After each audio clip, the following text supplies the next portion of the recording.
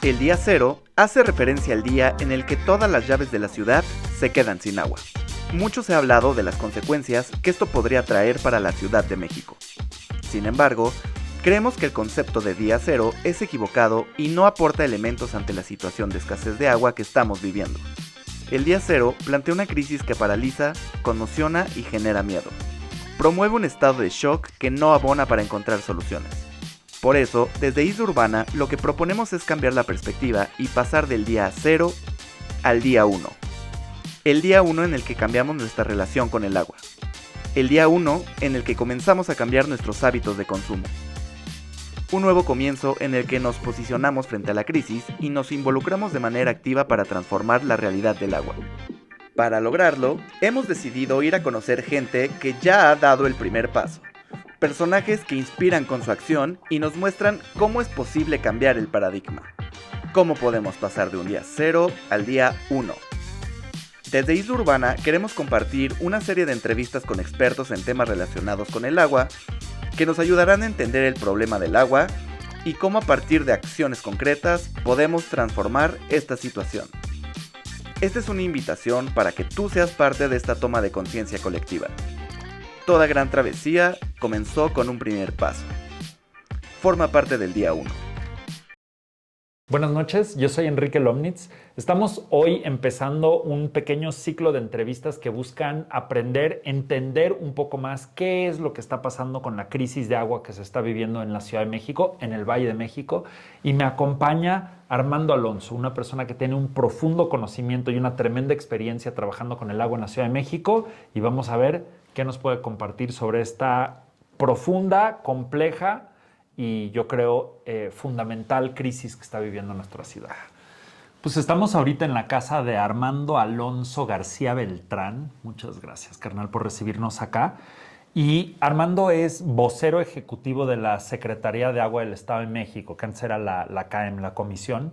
Y estamos aquí para platicar un poquito de la crisis del agua y de sus posibles soluciones. Entonces, empezando muy directo al tema, Armando, ¿hay una crisis? ¿Estamos en una crisis de agua?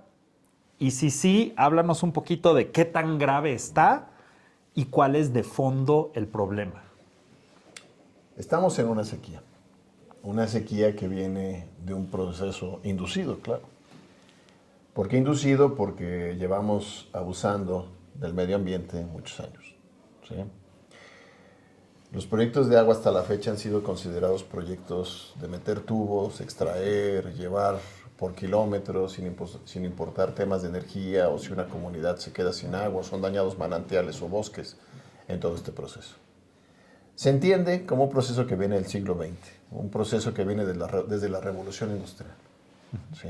De hecho, los números del cambio climático comienzan por ahí, con las emisiones descontroladas de CO2. ¿Qué pasa con esta sequía? Toda la historia del planeta ha habido estos ciclos, sequías, inundaciones, pero ahora tanto las sequías como las inundaciones son exacerbadas. Llegan a niveles nunca antes vistos. ¿Por qué? Precisamente por esto que estamos hablando. No han parado las emisiones de gases de efecto invernadero, cada vez son más acentuadas. Solo quisiera poner un ejemplo para que vean la dimensión. Esto siempre lo digo cuando expongo, pero es una realidad.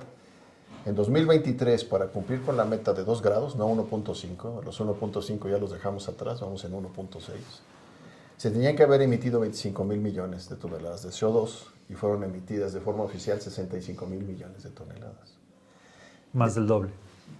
Mucho más del doble, 2.5 veces. De eso estamos hablando, que es el tamaño del problema que traemos. Entonces, pues evidentemente hay una sequía, ¿no? Que tiene un componente humano de inducción. Por lo tanto, pues hay menos agua disponible. Sin embargo, si se toman ciertas estrategias y se maneja el agua desde un punto de vista de que es un recurso no renovable, que es finito, porque se ha tomado hasta la fecha como que podemos extraer o podemos sacar de un lago eternamente, ese modelo insostenible es el que nos tiene en este punto. Aunado a que no ha habido políticas ambientales en el desarrollo de infraestructura en lo general y en particular en el agua, siendo el agua la gran oportunidad de generar proyectos regenerativos. ¿Sí? Entonces, lo que tenemos ahorita es una crisis, ¿sí? Pero inducida. Y así como se indujo para mal, se puede inducir, revertirla para bien. ¿A qué me refiero? Cambiemos el modelo. De verdad, yo lo he comentado en muchos espacios, no estamos hablando de ingeniería sofisticada ahorita, estamos hablando de sentido común. ¿A qué me refiero con sentido común? Bueno, pues si el agua no es finita, entonces, ¿qué necesito hacer? Bueno, pues reusarla, ¿no? Para empezar.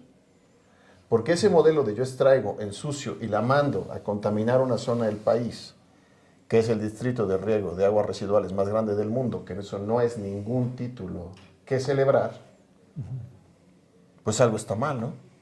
Es el modelo de extraigo, consumo y tiro, y todo el manejo de agua nada más está enfocada en esa parte, ¿no? La extracción, la distribución a urbes, industria, etcétera, y luego el desecho, pero pues el agua viene de bosques, de lugares antes, y toda esa parte no está como vista o considerada dentro de la infraestructura del agua. Esa es como mi lectura un poquito. Sí, porque ¿de dónde viene el agua, no? Para empezar, los bosques producen agua. Estamos talando los bosques a un ritmo que nos vamos a quedar sin bosques y sin agua. Y como que se ha roto esa relación, ¿no? Estamos en un modelo extractivista, pero también se diseña un producto, ¿no? Se diseña un auto, y ese auto no tiene para nada un diseño de cómo va a ser dispuesto al final. Una bolsa de papas, un Tupperware, nada de eso lleva un diseño en el sentido de qué vamos a hacer al final con eso. Entonces, ese es un modelo lineal. Estamos viviendo un modelo lineal. Así como en el pasado se han vivido otras eras, nuestro modelo actual es un modelo lineal. Se habla del plástico, que se está suprimiendo el uso. Los números son aterradores con respecto al plástico. El plástico que le llaman duro, el polietileno de alta densidad y el polipropileno van a duplicar sus números actuales en 2040. No hay una política mundial ni nacional clara realmente para controlar esos residuos. ¿Qué decir del PET? El PET va incrementando entre 10,000 y 30,000 millones de botellas adicionales al año. En 2023 se produjeron 550,000 millones de botellas de PET. México, solo México, 31,000 millones. Datos de Semarnat, ¿cuántas botellas de PET se recuperan? 4 de 10. Si cruzas datos es un poco menos, es aterrador. ¿Qué te dice eso? México entierra y manda al mar el plástico. Es un emisor neto de plásticos al mar y a la tierra. ¿Y qué está pasando? Ahorita, mientras hablamos, tenemos tú y yo 200,000 micro y nanopartículas de plástico en nuestro cuerpo. Eso está pasando en todos lados. El plástico le ganó el año pasado el número de partículas, le ganó a la materia orgánica. O sea, ¿hay más plástico en el mundo que materia orgánica? En el mar. En el mar. Así es. Qué tragedia de dato. Entonces, cualquier pescado, cualquier cosa que tú comas del mar, tiene un importante contenido de plástico. Antes hablaba del mercurio, pero ya no me preocuparía tanto por el mercurio como me preocupo por el plástico en el mar. Son datos contundentes de la realidad que estamos viviendo. Y la pregunta es, sin entrar en gran alarma, ¿pero qué vamos a hacer? Pues cambiar el modelo, ¿no? ¿Y cuál es la punta de lanza en nuestros países para cambiar el modelo? Pues el reuso del agua, el intercambio. Ahorita, en el caso del Estado de México, es 98% de uso de agua de primer uso para cualquier actividad. Eso significa que uso la misma agua para bañarme a la que uso para bajar un excusado o para lavar la ropa. Toda esa agua, digamos, limpia. Así es, así es. A diferencia de un sistema donde el excusado lo bajo con agua reciclada de otra cosa porque pues no necesito agua limpia en el excusado. Es correcto, es correcto. Entonces, ¿qué puedes hacer? Tenemos una gran cantidad de plantas a nivel municipal y estatal que están completamente paradas porque a nadie le interesa intercambiar el agua. De hecho, yo he escuchado que en México algo así como, he escuchado 80%, he escuchado 50%, no sé cuál sea la cifra real, de las plantas de tratamiento de aguas residuales que están construidas pero que no operan. ¿Tú sabes Sí. cuál es el número real? Sí. A nivel nacional, lamentablemente, el número es muy dramático. 70% de las plantas municipales no están funcionando. Principal razón, no pueden pagar el recibo de luz. Pero hay otros factores por los cuales no están funcionando. Entonces, nuestra propuesta es echar a andar lo que ya tenemos, especialmente en términos de plantas. Claro. Y establecer ese intercambio. Es decir, ahorita tú llegas con un campesino, con una planta en una zona agrícola que existe. Sí hay plantas por todos lados, ¿eh? Sí. Yo he visto plantas en medio de la Sierra Huichol donde la gente no tiene ni agua ni excusados. Y hay planta de tratamiento de aguas residuales. Es correcto. A ese grado. A ese grado. Con lo que tenemos, podríamos echar a andar el país en un mercado de intercambio. Pero tiene unos absurdos tremendos eso, llevar a cabo eso. Por ejemplo, yo, como Estado, ¿qué incentivo tengo de echar a andar mis plantas si por cuestión normativa yo vendo esa agua tratada más cara que el agua del primer uso, ya sea hablando de industriales o hablando de gente del campo? Claro, imposible. ¿Cómo los convenzo? Hablando primero en temas tarifarios. Y luego hay otro tema. Entonces, como yo no tengo dinero para operar mis plantas, digamos, no son sostenibles económicamente, entonces mis plantas decaen. Y no las utilizo porque o tengo que decidir qué hago con un peso. Si por favor un nuevo pozo para gente que no tiene agua, o echo a andar la planta con agua que nadie me va a pagar. Y además, para que yo logre la calidad, ahora la inversión que yo tengo que hacer, pues es abismal. Entonces se convierte en un círculo vicioso en donde ya no sabes qué fue primero, qué problema fue el que se generó primero, pero tienes un montón de infraestructura que no utilizas, porque aunque la utilizaras no hay mercado para lo que estás produciendo. Entonces, ¿qué tenemos que hacer? Empezar con una reforma tarifaria, estimular el uso del agua tratada en diferentes niveles de tratamiento. Tenemos en la Ley Nacional de Aguas diversos niveles de tratamiento que nos permitirían transitar hacia el uso en diferentes actividades. Es increíble que en la industria ahorita utilice agua de primer uso para enfriar un reactor. Claro. ¿Qué no podríamos utilizar agua tratada de mediana calidad para enfriar un reactor? ¿Sí? Ese tema ya está asumido por el campo, está asumido por la industria, que así es. Entonces, ¿a quién le corresponde cambiar ese paradigma? Pues al gobierno. ¿Qué te tiene que hacer? Pues hablar con los legisladores, hablar con los que están a cargo de la toma de decisiones y decir, oye, tenemos aquí un absurdo. ¿Sí? Si no cambiamos el esquema tarifario, no hacemos atractiva el agua tratada en todos sus niveles, inclusive estoy hablando de agua regenerada, ya el equivalente tal vez al agua potable. Pues ¿cuándo vamos a cambiar esto? No estamos logrando coeficientes, que le estamos llamando, así lo estamos bautizando, un coeficiente de seguridad hídrica a través del reuso. Porque entonces dependemos 100% de la lluvia. Lo que es el caso del Estado de México, 98% de dependencia de que llueva. Si no llueve, no hay agua. Porque todo el agua que usamos es esta agua de primer uso. Así es. Y el agua residual, pues me imagino que termina en el mar, ¿o qué le pasa? El agua residual, tanto del Valle de México como el Valle de Toluca, sale a través de los emisores. O sea, llega al Valle del Mezquital. Al río Tula y de ahí al Golfo de México. Así es, así es. O sea, se ha formado un acuífero, pero también, efectivamente, acaba llegando parte al Golfo de México. Dijiste que el primer beneficiario, digamos, sería el gobierno, pero en realidad creo que lo somos toda la población, que estamos potencialmente en riesgo o bien de quedarnos sin agua o pues por lo menos entrar, o no entrar porque creo que ya estamos, pero entrar más profundo en una crisis. Y en ese término te pregunto ahorita febrero del 2024 y se está hablando muchísimo del día cero, ¿no? Está ahorita en todos lados, ¿no? Están hablando del día cero, etcétera. ¿Qué es el día cero? Te pregunto, y ¿es un término útil? O sea, ¿a qué se refiere y tiene sentido hablar en términos de día cero? No es útil para nada. Es un poco crear ese escenario para el pánico, el miedo, y eso no favorece una buena toma de decisión. Cuando estás totalmente en esa sintonía de pánico o pensando que no hay más opciones, se pueden tomar malas decisiones, evidentemente, pero no hay día cero.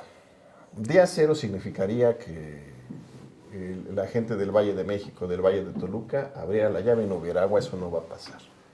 ¿Sí? ¿No va a pasar o no va a pasar en un día? No va a pasar en un día, pero tampoco va a pasar. Te voy a decir por qué.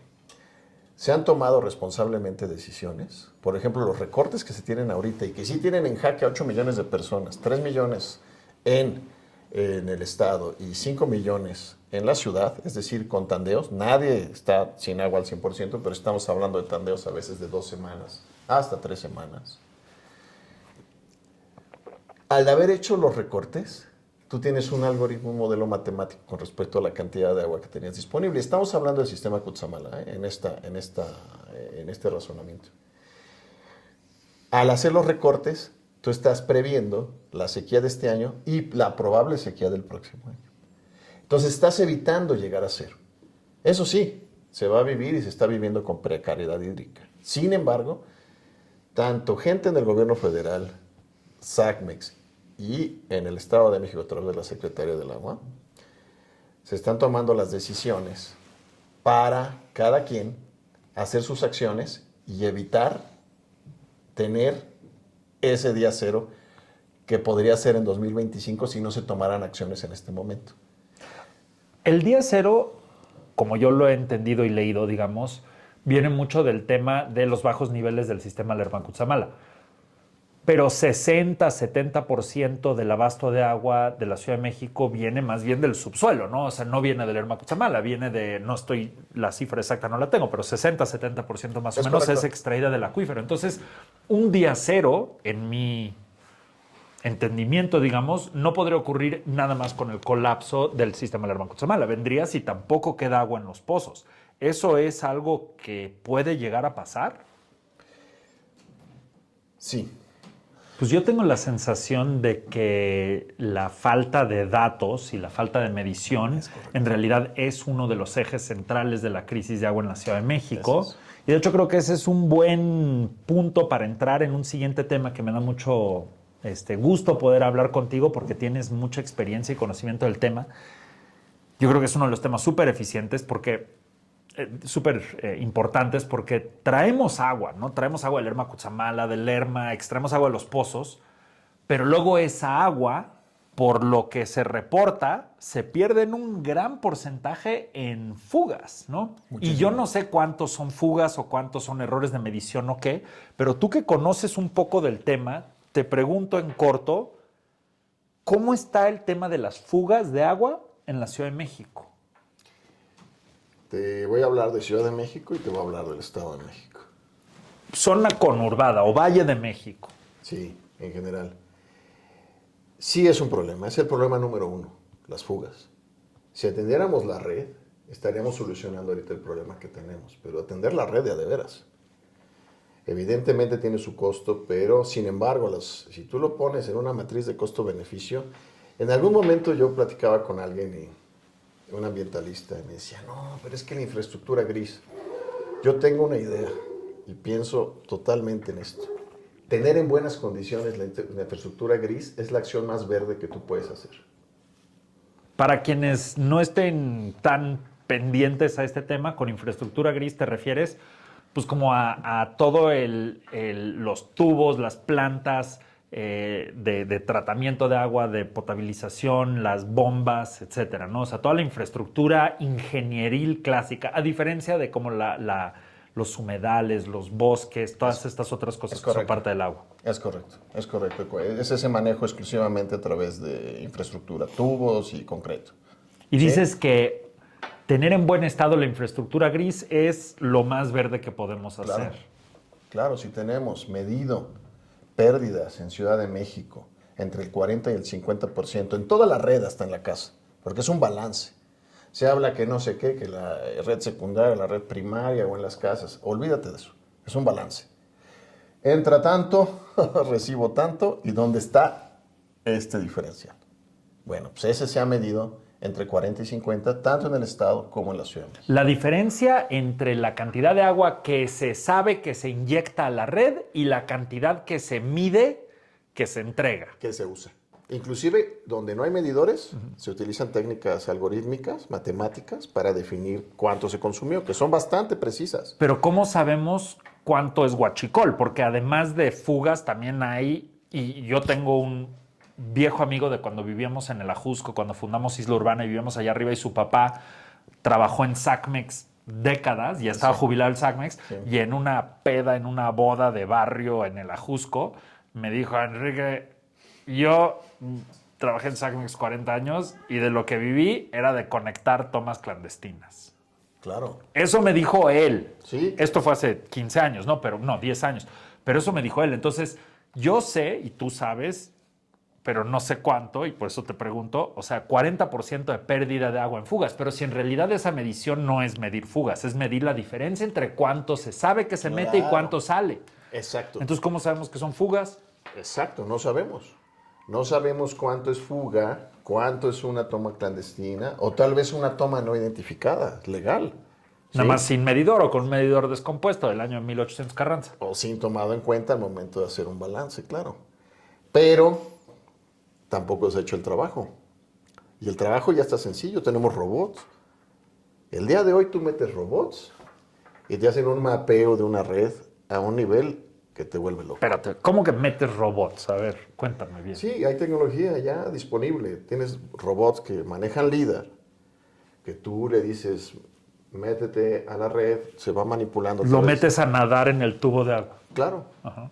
Y entonces lo que va haciendo un mapeo de la tubería y te va diciendo cualquier tipo de incidencia que encuentre, lo que sea. Aquí hay una salida de 2 pulgadas, acá hay una fuga, acá hay alguien que taladró y mete una manguera. Claro.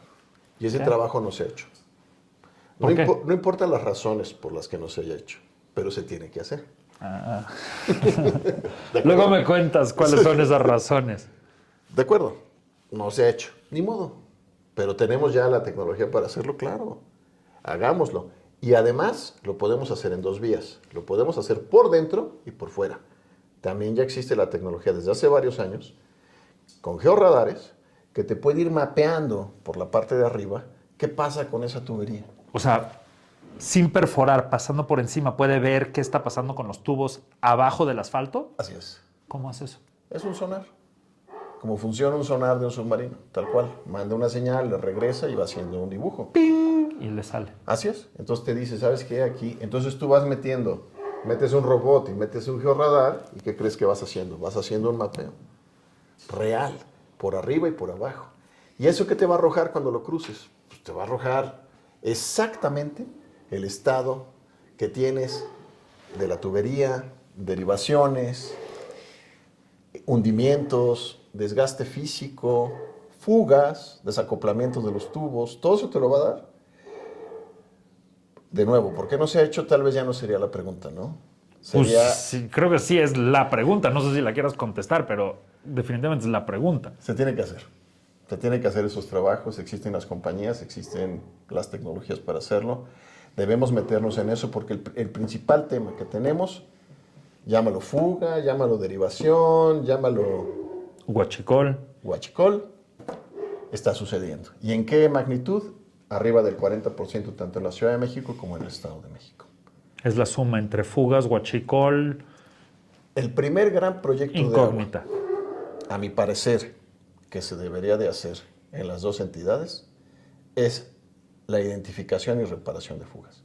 Hay otro tema importante, que me lo enseñó Antonio Capella, que es el carácter migratorio de las fugas. Si yo me meto a reparar fugas puntualmente en un solo lugar, lo único que hago es transferir la fuga, acentuarla en otro lugar. ¿Por qué? Tú tienes que reparar tramos completos, de punta a punta, porque tus tuberías están dañadas en diversos puntos. Entonces, si yo reparo nada más un punto, presurizo aquí, voy a aumentar la cantidad de agua que sale en otro punto. Porque aumenta la presión. Así es. Así es. Y entonces hay que tener cuidado en esas reparaciones, y eso es muy importante hablarlo. Ese concepto que ellos descubrieron a través, ahora sí que de la experiencia y del estudio, del carácter migratorio de las fugas, nos dice, evaluemos tramos completos. Si mide 1, 2, 3, 4, 5 kilómetros, evaluemos completo esa línea y reparemos completa esa línea. Porque si no, reparo aquí y aumenta la presión y sale más fuerte el chisguete allá. ¿Y qué crees? Entonces vas a necesitar meter más agua. Porque como ya presurizaste un lado y el otro ahora tiene fuga, vas a tener que meter más agua. Es una cosa tremenda. Si tú ahorita quisieras empezar a reparar la red sin un plan como esto, de estar yendo de un lado a otro completo, sin entender este fenómeno del carácter migratorio, te necesitarías el doble de agua en un futuro. ¿Sí? Porque al presurizar, se sale el doble de agua. O hasta más. Ha habido casos que se te está saliendo el 40%, pero con 1 kilo más de presión se me sale el 70%, se me sale el 80%. ¿Qué les quiero decir? Ahí sí ya viene la ingeniería. Ahí ya pasamos del sentido común a que se tiene que meter modelos matemáticos, algorítmicos. ¿En base a qué? Al análisis de las redes. A lo que te arrojan estos robots, se interpretan a través de programas de análisis algorítmico y te va a decir, tienes tantas incidencias, tienes que reparar esta sección de tubo, tienes que arreglar esta unión, etc. En base a eso tú programas tus reparaciones, haces tu programa, pero lo haces basado ya en una información perfectamente procesada. Y esto ya es ingeniería. ¿Sí? Y eso es a donde tenemos que llegar. El primer gran proyecto para recuperación del agua en el Valle de México y el Valle de Toluca es la reparación de las líneas. Oye, para movernos, para seguirnos metiendo en nuevos temas, hace más o menos un mes estabas en una entrevista con Denise Merker y dijiste textualmente, de hecho tengo aquí la cita, va a cambiar radicalmente el uso de agua en el país. Estamos transitando hacia un cambio de paradigma. Sí. ¿Nos puedes decir de qué estás hablando? ¿Por qué dijiste eso? Sí, porque vamos a hacer, desde nuestra perspectiva, los proyectos de agua sostenibles, ¿no? Estábamos hablando de comenzar con el reuso y por ahí vamos a transitar. Lo primero que vamos a hacer es levantar nuestras plantas que están caídas, ¿no? Las plantas de tratamiento a nivel municipal y estatal. Y vamos a iniciar el intercambio de verdad. Le vamos a decir a los campesinos, mira, esta agua tratada sí cumple, no te va a contaminar tu cosecha, danos tu agua de primer uso de tu pozo, te la intercambiamos y no te va a costar una fortuna. ¿Sí? Es más, te va a costar menos que el agua que tú sacas de primer uso y tú me das el agua y vas a tener inclusive ciertos nutrientes en esa agua sin patógenos. Es decir, se tienes que acercar a la gente, ¿no? El gobierno tiene que hacer una labor y quitarle a la gente esa visión de que si le das el agua, porque muchas veces se les ha intentado, se les ha pedido a los campesinos que siembren con esa agua, pero es agua sin tratamiento. Si ellos se dan cuenta y dicen, no, pues espérate, ¿no? Yo prefiero esta agua que yo saco de mi pozo, aparte con un subsidio para la extracción por parte de la CFE, que eso no ayuda en nada a lograr un mercado de intercambio con el agua tratada. Entonces, pretendemos crear un mercado de reuso en diferentes niveles. Primero un agua NOM 001 que puedes utilizar para muchísimas cosas, por ejemplo, enfriar los reactores en una planta del Estado de México. Luego una NOM 003 utilizar en la agricultura, que es un agua ya con calidad para contacto humano, con todavía algunas cuestiones pendientes. Y luego un agua regenerada, que puede equivaler a un agua de consumo final.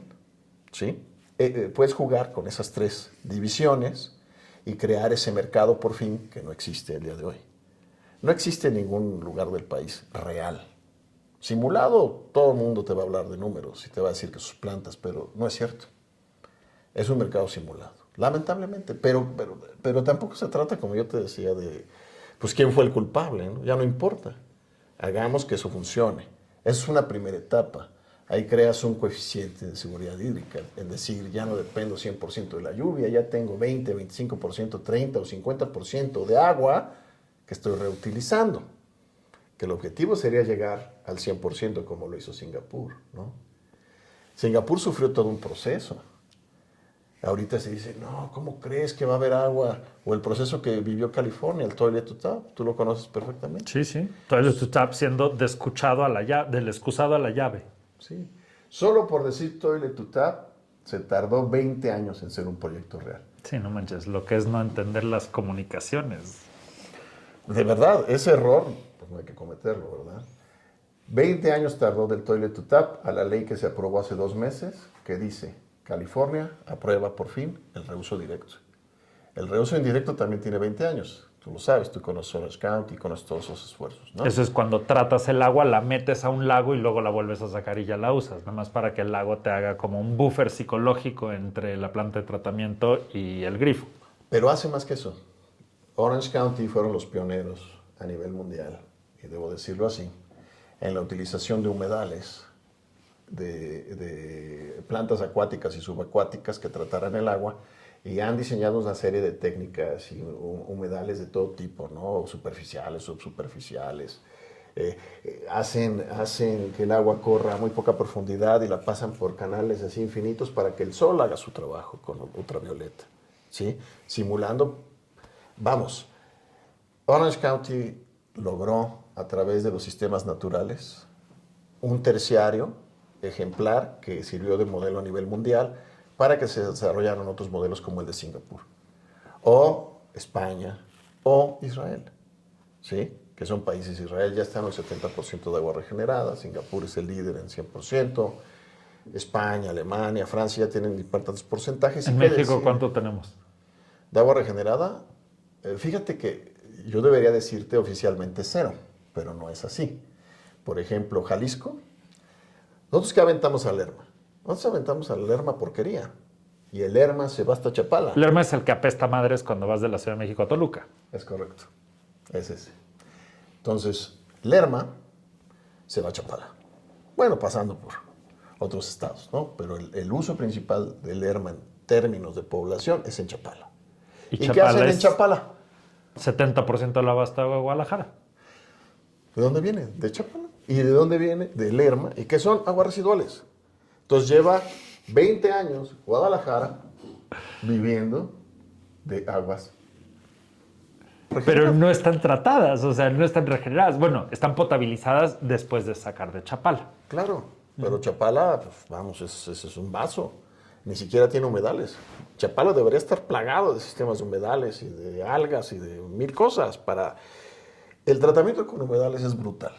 ¿Brutalmente efectivo o qué? ¿Brutal Sí, qué? no hay nada que trate mejor el agua que los humedales. ¿Por qué? ¿En qué nos hemos enfocado nosotros en los estudios de los humedales?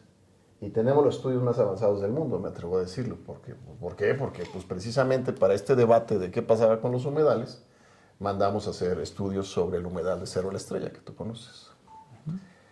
¿Qué pasa ahí? Un humedal remueve los emergentes, los contaminantes emergentes. Para que tú diseñes con una planta tradicional, ya sea una petara o una potabilizadora, un sistema que remueva emergentes, olvídate el costo. Que ese ha sido uno de los grandes argumentos de por qué no tener agua regenerada, es que es súper costoso. Sí, claro, si no utilizas una humedad. ¿Qué son los contaminantes emergentes? Los contaminantes emergentes son los contaminantes que ahorita prácticamente ningún tratamiento físico-químico retira. Y es una familia que empezó con 100, 200, ya vamos, bueno, no he escuchado los últimos congresos, podemos andar en 4000 elementos. Diferentes químicos. Sí. Que no son tratados por las plantas de tratamiento convencionales. No son tratados. ¿Qué son? Hormonas, antibióticos, los famosos PAFs, que son químicos utilizados en el teflón o en las chamarras que son impermeables, que son tremendos, cancerígenos de primer nivel. O los microplásticos, los nanoplásticos, el nitrógeno mismo. Y las plantas de tratamiento no los quitan, pero las plantas verdes, plantas como las que existen en el mundo, sí. Sí. Hicimos los estudios con el Politécnico, con la Universidad de Valencia y con la UAM Iztapalapa. con diferentes técnicas, todas muy avanzadas, y los resultados son similares. Ahí les va, que retira un humedal. Un humedal retira el 98% de las hormonas y los antibióticos más utilizados en el país. 98, podríamos decir que es el 100, ¿no? Para términos de calidad del agua. 67% de micro y nanoplásticos. Fija el 50% de nitrógeno, que ese es el gran villano ahorita de los problemas de tratamiento físico-químicos del país. ¿Qué hacemos con el nitrógeno? Decían en la NEAS. Pues haz un humedal. Y terminan nada más abonando a las plantas. Así es, así es. Y los PAFs, los grandes villanos, 50% fijado en la planta. Eso, son reacciones entre el sustrato, la raíz y la propia planta. Es muy complejo. Los estudios que se hicieron son genómicos, metagenómicos a nivel de ADN. De hecho, a mí me ha costado mucho trabajo tratar de entenderlos, ¿eh? Y no estoy seguro si todavía los entiendo, ¿eh? Pero lo que sí sé es lo que sí hacen. Es que funciona. Humedales y manglares son los riñones y los pulmones de la naturaleza. Los bosques también, pero en menor nivel. Es impresionante lo que hacen estos sistemas. Y debemos preservarlos. Y no solo preservarlos, sino replicarlos. ¿Por qué se mantenía el lago de Texcoco pristino cuando llegaron los españoles? Porque había un equilibrio perfecto entre los humedales de las zonas bajas de las penínsulas, que Iztapalapa era una península, era un humedal gigante, lo mismo que Lerma era un humedal gigante del gran lago de Texcoco. Entre eso y algo que nuestros ancestros descubrieron, las chinampas también, a través de sus cultivos, limpian el agua. Hacen el mismo proceso de los humedales. Tal vez menos efectivo, pero no por eso no hacen el mismo proceso. Hacen un proceso de filtración entre el sustrato, la raíz y la planta. El lago era pristino, porque estaba en equilibrio entre la población, lo que había de descargas y los procesos propios del lago. Viene un modelo aparentemente mejor, ¿no?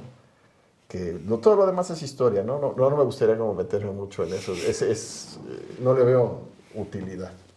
Pero lo que sí es que nuestros ancestros entendían muy bien los equilibrios con la naturaleza.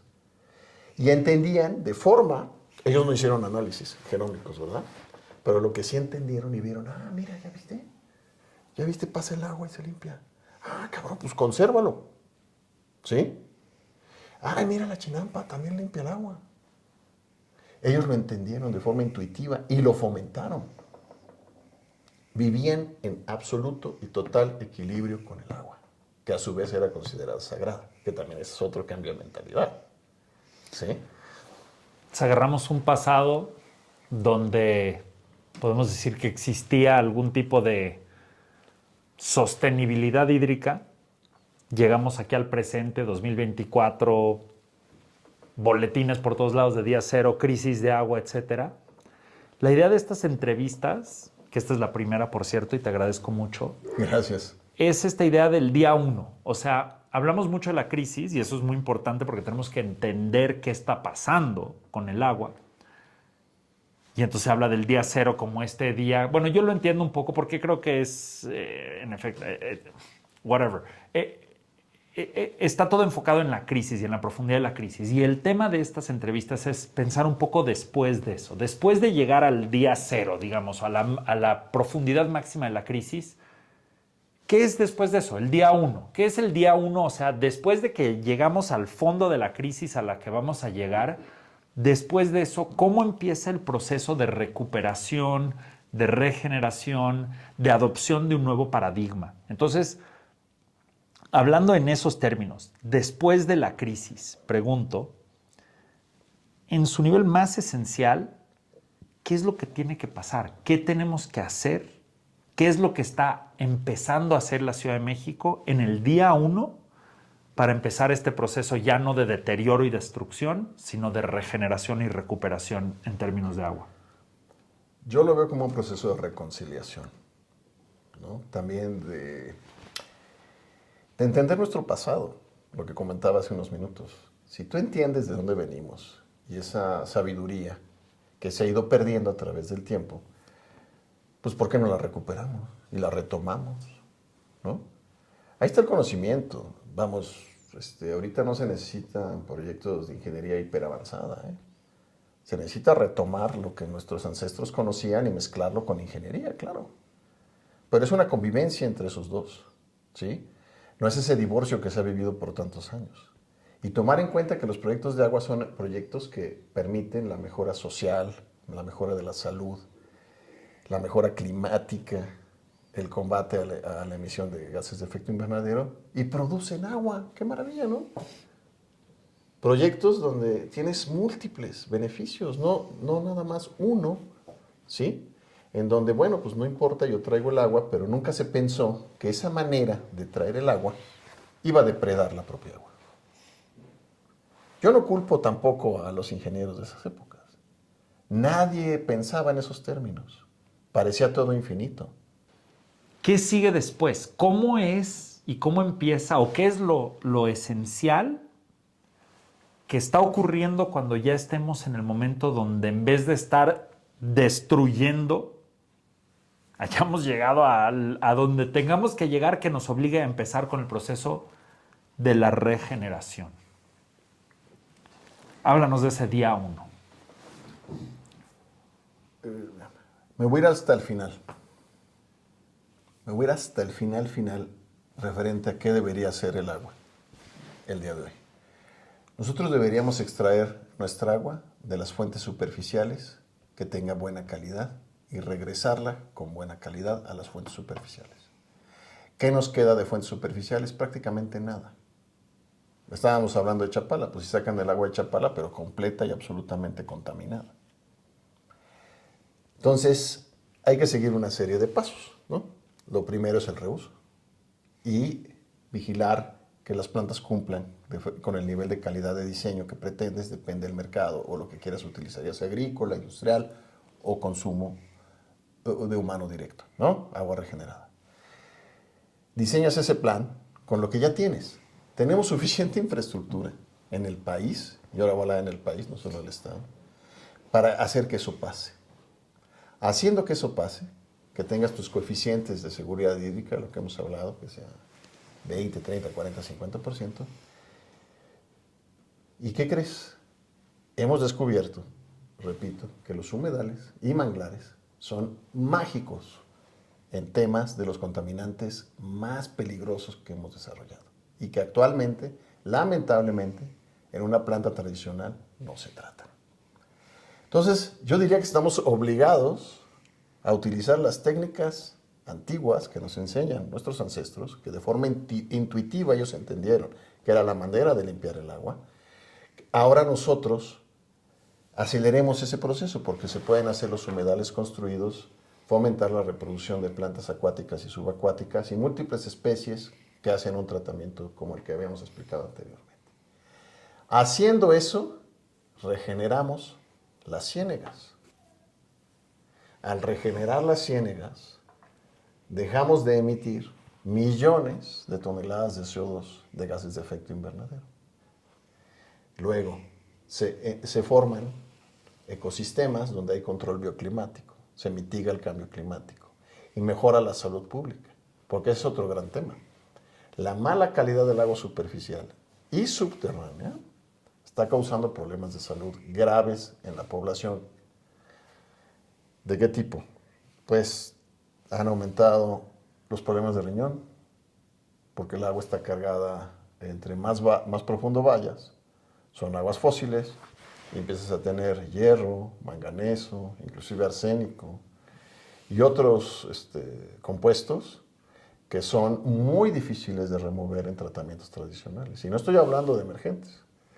Y ahora tratas agua superficial contaminada con plásticos, con PAFs, con insecticidas, con sulfatos, y la tratas de una manera tradicional, pues ahí dejas una buena parte, aunque el agua se vea clara, está llena de todos estos elementos. Cada vez hay más resistencia a los antibióticos, pues en parte es por el agua. Porque los antibióticos, sus moléculas, están intactas en el agua tratada con sistemas actuales. Las hormonas igual. Entonces, ¿qué sucede? Que tienes una mayor incidencia de enfermedades crónicas, incluido el cáncer. Esto está demostrado en innumerables estudios, tanto de la Secretaría de Salud Estatal como de la Secretaría de Salud Federal. Está demostrado que el agua, con sus contaminantes emergentes, causa problemas de salud crónica. Entonces, ¿qué tenemos que hacer? Pues fomentar la mejora de tratamientos y el primer paso son los humedales. Y después existen también, afortunadamente, mejoras tecnológicas en los últimos 10 años en los tratamientos que te permite, con un menor costo que antes, tener mejores membranas. O está, por ejemplo, las bombas de nanoburbujas, que han sido una maravilla lo que hacen. ¿Sí? Todos estos desarrollos son tecnológicos, son desarrollos tecnológicos recientes. Estoy hablando de ingeniería gris, ahorita no estoy hablando de ingeniería verde. Pero si combinas las dos cosas, que es la gran maravilla, ninguno de los dos debería estar peleado, ¿no? Suena hasta un poco como un cliché, pero es verdad. O sea, ¿por qué no diseñamos sistemas regenerados, hablando en términos medioambientales, combinados con nuevas tecnologías de tratamiento de agua, con bajos costos energéticos, por ejemplo? ¿Sí? La reconversión energética de la infraestructura gris es otro de los grandes proyectos verdes. Si yo transformo la manera en que una bomba opera y le meto un arrancador suave, que se llama, disminuyo el consumo de energía al menos en 50%. Entonces, si agarramos y cada planta que intervengo, que voy a tener que seguir utilizando bombas tradicionales, bueno, pero le pongo un arrancador suave, un contactor. Bueno, ¿qué crees? Ya le bajé la mitad del consumo energético. Y eso sumado a todas las intervenciones, otra vez, también recuperar bien la infraestructura gris es un proyecto verde. ¿Cuánto significa, si yo logro disminuir al menos la mitad del consumo eléctrico actual en la infraestructura que tengo, cuánto significa en reducción de emisiones de gases de efecto invernadero? Sería interesante hacer esa conversión, ¿no? Por eso yo llamo recuperar y conservar la infraestructura gris el gran proyecto verde. ¿Sí? El primero, el 1.0. Y de ahí partes a incluir el diseño medioambiental, que existe. Y hay proyectos extraordinarios que se han hecho en el mundo y aquí también en México. Hay grandes ejemplos de proyectos donde la ingeniería verde se combina con esto y logras cosas increíbles. Ya llegamos al punto, nosotros en el Estado, ¿cuál es el proyecto del Estado de México? Es ese. Es la combinación del avance tecnológico en el tratamiento de agua convencional combinado con los sistemas naturales. ¿Y qué logramos? Pues esos ejes de los que estábamos hablando, esos beneficios a la salud, a la mejora social, a la captura de CO2 y producción de oxígeno, mitigación del cambio climático y un tema que redunda todos estos, que es al final llegar a crear regiones que sean carbón neutral. Le dicen también neta cero, pero el término correcto es carbón neutral en español. Entonces, ¿qué significa carbón neutral? Pues lo que yo te decía, ¿no? Tlahuaquico, pues sí, muy bonito y lo que quieras, pero ahorita está eutrificado la parte sur y hipereutrificada la parte norte y es un emisor neto de gases de efecto invernadero y tiene todas las denominaciones del mundo, perfecto. Pero entonces llevémoslo a ese equilibrio de carbón neutro. No nos engañemos. ¿Para qué seguir simulando? ¿Qué ganamos con seguir simulando y diciendo, sí, es un área enorme de valor ambiental, pero espérate, pues está Destruida. Está destruida. Como los bosques de la Jusco que nos proveen nuestra agua y que están plagados de talamontes. Sí. Tenemos que terminar con las simulaciones y ser como honestos y decir, bueno, pues ya pasó. Inclusive yo sería de la idea de ni siquiera ir por los culpables. ¿Para qué? ¿Por qué no mejor hacemos esa reconciliación y avanzamos hacia este proceso regenerativo y reconciliador en torno a crear estos nuevos procesos, ¿no? Está medido. Tú los conoces, Konyang, Stefanakis, los proyectos que han hecho en el mundo, que son proyectos de agua, pero son proyectos regenerativos, brutales. Los beneficios son incalculables. De hecho, cuando metes en una matriz de inversión un proyecto con estas características, los beneficios son tales que ya prácticamente el monto de inversión casi no importaría, ¿no? Ese es el cambio. Ese es el cambio del que estamos hablando. Y utilizar el agua en el sitio.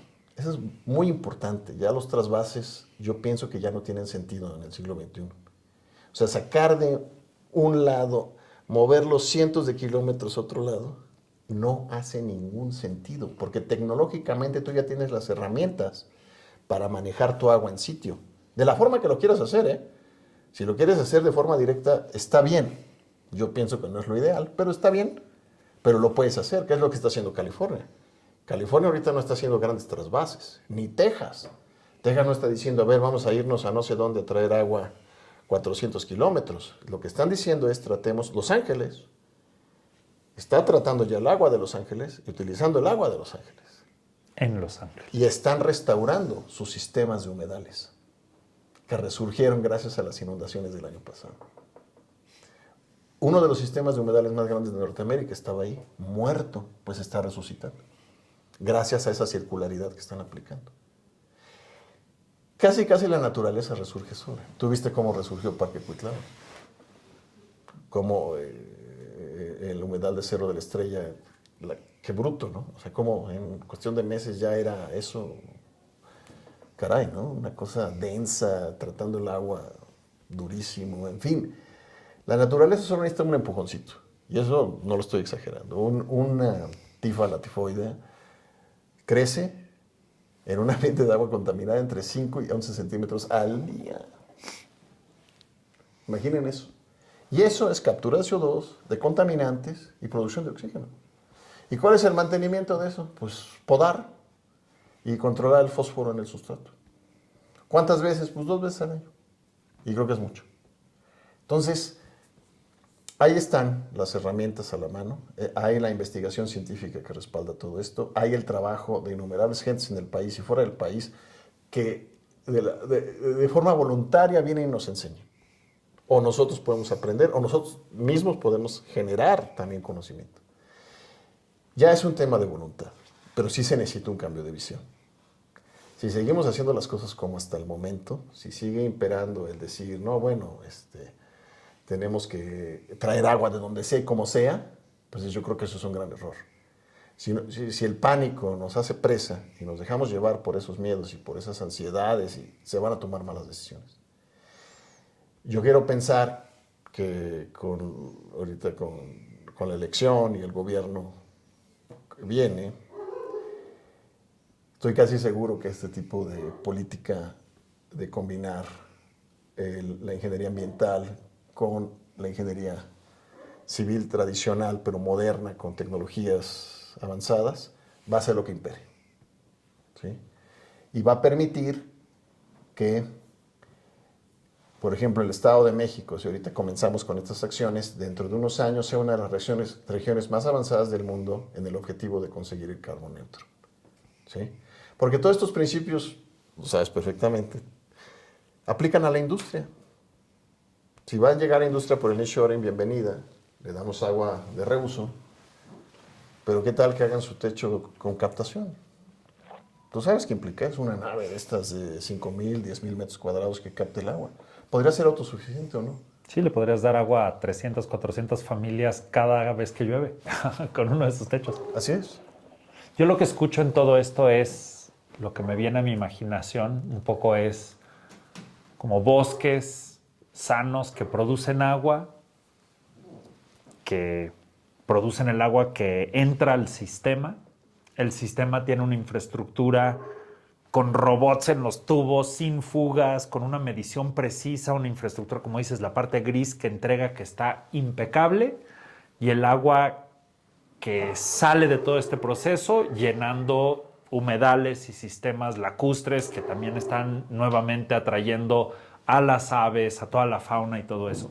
Entonces, un sistema donde tienes casi un sándwich entre bosques, humedales y pues los tubos y las plantas necesarias para entregarnos el agua sin pérdidas y eficientemente. Con las nuevas tecnologías para hacerlos energéticamente eficientes, con buen diseño, buena ingeniería, cuidando aspectos de utilizar la mayor cantidad de gravedad posible, ¿no? Eso también es parte de ingeniería. Sí, pero es eso. Parar la tala, ¿no? Encontrar a la gente que vive ahorita, que a lo mejor es una solución muy simplista, pero encontrarle otras actividades. Pagarle a los talamontes para que siembren árboles, tal vez. Sí. Se me ocurren peores cosas. Y pagar por la conservación de esos bosques a las comunidades. Sí, pero pagar tarifas justas, que por ejemplo el mercado de bono de carbono deje de ser voluntario, que eso se ha prestado a muchos abusos, dicho por gente que maneja estos mercados a nivel nacional. Por ejemplo, hay pueblos en la zona maya, en Yucatán, que les pagan $4 por tonelada de CO2 y el intermediario financiero lo vende en el mercado internacional a $25. Vamos, si no se acaban esas prácticas, ¿cuándo va a ser real el mercado de bonos? Tiene que dejar de ser voluntario. Es un nombre así como que muy rimbombante, pero eso es para la gandalla. Tiene que ser un mercado regulado, y un mercado regulado por el gobierno. Y entender muy bien los mercados internacionales, de cómo puede haber compensaciones. Y no solo hablo de bonos, hablo de otro tipo de compensaciones, ¿sí? Pero eso ya existe. Y si tú empiezas a diseñar infraestructura verde con estas características, puedes aplicar a esos recursos. Es más, tú los puedes generar en tu propia economía, independientemente de lo que haga el mundo. Yo pongo impuestos ambientales a las empresas que más contaminen. A la empresa que no trate bien el agua, le pongo ese impuesto, y de ese impuesto sale el pago de esta infraestructura, y le pago a la gente que tiene las tierras y que son dueños de esas tierras donde están mis humedales, donde está mi bosque de agua. Y les pago de forma justa. Un poco un esquema como le hicieron mal y luego bien en Canadá y Estados Unidos con las comunidades indígenas. ¿Sí? Que ahora Canadá tiene, algunas comunidades son las más ricas del mundo porque han desarrollado infraestructura y cosas dentro de sus propias reservas. ¿Pero por qué? Porque les dieron contraprestaciones. ¿Sí? Esos esquemas han funcionado en Estados Unidos y Canadá. Las reservas donde viven los apaches o los herederos de los cherokees son zonas de valor ambiental muy alto porque las conservan y les pagan por esa conservación. Pues ojalá que en México podamos llegar a estos futuros imaginables, y pues te quisiera agradecer mucho por compartir todo tu conocimiento con nosotros. Armando Alonso, salud, y pues a seguir adelante con la lucha por el agua. A seguir en esa lucha, que ahí te conocí y ahí seguiremos. Mira, cuando supe que tú venías y que íbamos a trabajar juntos, me dio mucho gusto. Y esto, de mi parte, no va a parar. Yo tengo una profunda admiración por ustedes, por el trabajo que han hecho. Isla Urbana para mí es un referente. Es motivador verlos trabajar. Siempre te lo he dicho cuando he ido a los eventos. El trabajo que ustedes hacen a mí me asombra. Lo admiro. Y son para mí inspiradores. ¿Sí? Entonces, nuestro trabajo es complementario y lo seguiremos haciendo. ¿No? Pues muchísimas gracias por tus palabras, y pues seguiremos captando agua y saneándola. Muchas gracias, bandita. Gracias. Oye, gracias a ti, ¿eh? Pues vamos a cenar, ¿no? Sí, ¿no? Sí.